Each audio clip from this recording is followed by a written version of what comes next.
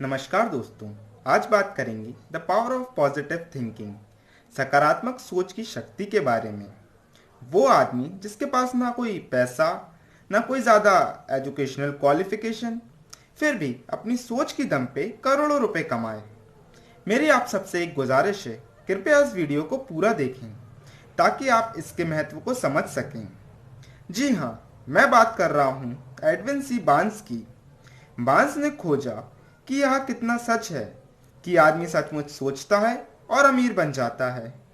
Barnes की खोज एक ही बार में नहीं आई थी।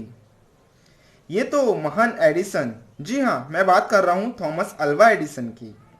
यह तो एडिसन का व्यापार सहयोगी बनने की एक तीव्र इच्छा के साथ धीरे धीरे आई थी। ध्यान दीजिए, बूंद बूंद से मिलकर समुंदर बनता है। बूंद बूंद से मिलकर समुंदर बनता है। शुरुआती रिजल्ट बहुत छोटा होता है, इसलिए दिखता नहीं, लेकिन आगे चलकर इसका बहुत बड़ा असर होता है। बार्न्स की इच्छा निश्चित थी। जब पहली बार उसके मन में यह इच्छा या विचार कौंधा, तो वो एक्शन लेने के लिए तैयार नहीं था, उस स्थिति में नहीं था। उसके रास्ते में दो मुश्किलें खड़ी थीं, जो किसी भी व्यक्ति को हतोत्साहित करने, निराश करने के लिए काफ़ी होती। पहली, वह श्रीमान एडिसन को नहीं जानता था, और दूसरी, उसके पास ऑरेंज न्यू जर्सी जाने के लिए रेल किराए के भुगतान के लिए पैसे नहीं थे। कमॉन, फिर भी वो रुका नहीं, क्योंकि उसका जिद थी, उसका पागलपन था उसके सपनों के लिए। माल गाड़ी में सवार होकर वो ऑरेंज न्यू जर्सी गया। जब उन्होंने रेल पटरियों से थॉमस एडिसन के कार्यालय जाने का अपना रास्ता पकड़ा, उनका दिमाग काम में लगा हुआ था। उसने खुद को श्रीमान एडिसन की प्रयोगशाला में प्रस्तुत किया और घोषणा की, मैं यहाँ एडिसन के साथ व्यापार करने के लिए आया हूँ। बार्न्स और एडिसन के बीच जब पहली बैठक की बातचीत हुई, सालों बाद श्रीमान एडिसन कहते हैं, वो मेरे सामने खड़ा था, एक साधारण आवारा की तरह। उसकी स्थिति भले ही एक भिखारी की तरह नजर आती हो, दिखाई देती हो सकती है, लेकिन उसके विचार एक राजा के जैसे थे। जिसने यह धारणा दी, वह उस चीज को पाने के लिए दृढ़ है जिसे वो पाने के लिए आया है। एडिसन कहते हैं, मैंने लोगों के साथ सालों के अनुभव से सीखा था कि जब एक आदमी वास्तव में इतनी गहराई से एक चीज को पाने की इच्छा करता है और अपने आप को उसमें झोंक देता है, तो निश्चित तौर पर उसे सफलता मिल जाती है। एडिसन कहते हैं, मैंने उसे वह अवसर दिया जो उसने मुझसे मांगा, क्योंकि मैंने देखा कि उसने तब तक कार्रवाई करने का मन बना लिया जब तक कि सफलता उसको नहीं मिलती, और बाद में तो साबित हो ही गया कि कोई गलती नहीं हुई थी। उस अवसर पर जो भी कुछ युवा बार्न्स ने श्रीमान एडिसन से कहा, वह उससे कहीं कम महत्वपूर्ण था जो उसने सोचा था। ऐसा एडिसन खुद कहते थे। यह उस युवा का हुलिया रूप रंग नहीं हो सकता था जिसने उसे एडिसन के कार्यालय में शुरुआत दी, क्योंकि वह तो निश्चित तौर पे उसके खिलाफ थी। यह तो उसकी इच्छा, सोच थी जो उसको भरोसा दिलाया।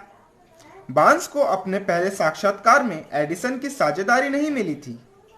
उसे एक बहुत ही मामूली मजदूरी पर रखा था, जो कि एडिसन के लिए तो महत्वहीन था, लेकिन बार्न्स के लिए सबसे अधिक महत्वपूर्ण था, क्योंकि उसने इसे अपना व्यापार माल प्रदर्शित करने का एक मौका दिया, अवसर दिया, जहां उसका भावी साझेदार इसे देख सकता था।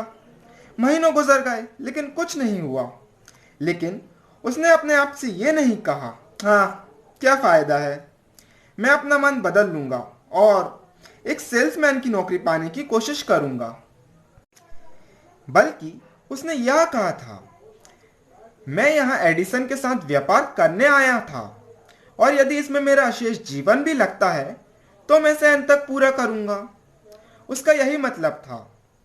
लोगों के पास कहने के लिए कितनी अलग कहानी रहती ना, अगर वे एक निश्चित उद्देश्य अपनाते और उस उद्देश्य के साथ तब तक खड़े रहते जब तक उनके सब कुछ पाने वाला जुनूनी बनने का समय होता। शायद युवा बार्न्स को तब यह पता नहीं था, लेकिन उसके विशाल दृढ़ संकल्प, एक ही इच्छा के लिए खड़े रहने की अपनी हट, सभी बाधाओं को कुचल डालने और उसे वह अवसर देने जिसकी वह खोज कर रहा था कि और नियत किया हुआ था, वह अवसर आया तो यह बार्नस की उम्मीद की तुलना में एक अलग रूप में और एक अलग दिशा से प्रकट हुआ था। वह अवसर की चालों में से एक है।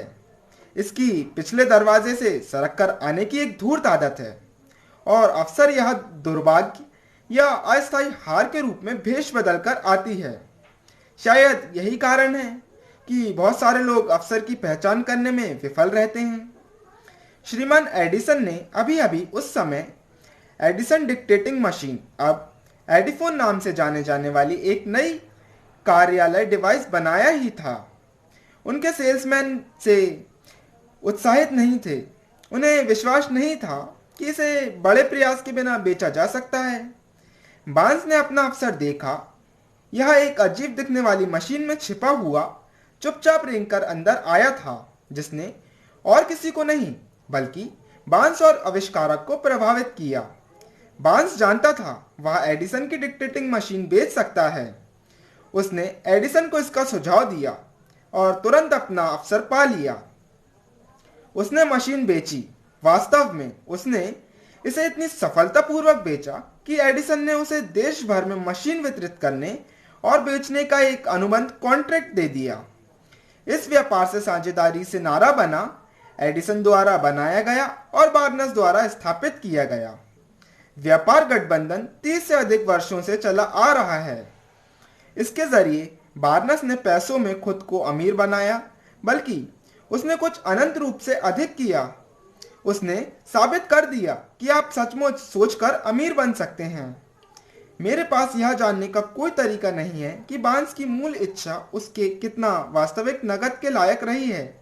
शायद उसने इसे 2 या 3 लाख डॉलर दिलाया है, लेकिन यह राशि जो भी हो वह महत्वहीन बन जाती है जब इसकी तुलना उसके द्वारा की गई निश्चित ज्ञान के रूप में प्राप्त की गई उस अधिक बड़ी संपत्ति से की जाती है कि विचार के एक अमरूद आवेग को ज्ञात सिद्धांतों के अनुप्रयोग द्वारा इसके भौतिक प्रतिरूप में बदला जा सकता है।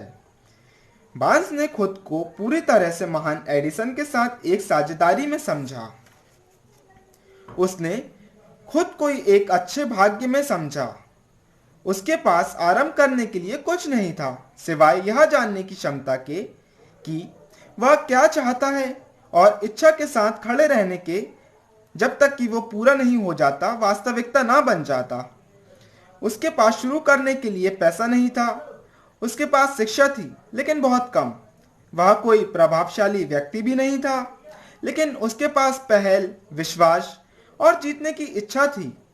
इन अमरूद शक्तियों के साथ उसने खुद को आज तक के महानतम आविष्कारक के साथ नंबर बार्न्स सफल रहे क्योंकि उन्होंने एक सुनिश्चित लक्ष्य चुना। अपनी सारी ऊर्जा शक्ति, अपनी सारी इच्छा शक्ति, अपने सारे प्रयास, अपना सब कुछ उन्होंने उस लक्ष्य को पाने के लिए लगा दिया था। वीडियो अच्छा लगा हो तो लाइक करें और अपने दोस्तों के साथ शेयर करें। आप इस चैनल पर नए हैं तो अभी सब्सक्राइब करें ताकि मैं जब भी कोई नई वीडियो डालूं तो आप तक उसका नोटिफिकेशन पहुंच सके। हमारे साथ जुड़े रहने के लिए बहुत बहुत धन्यवाद।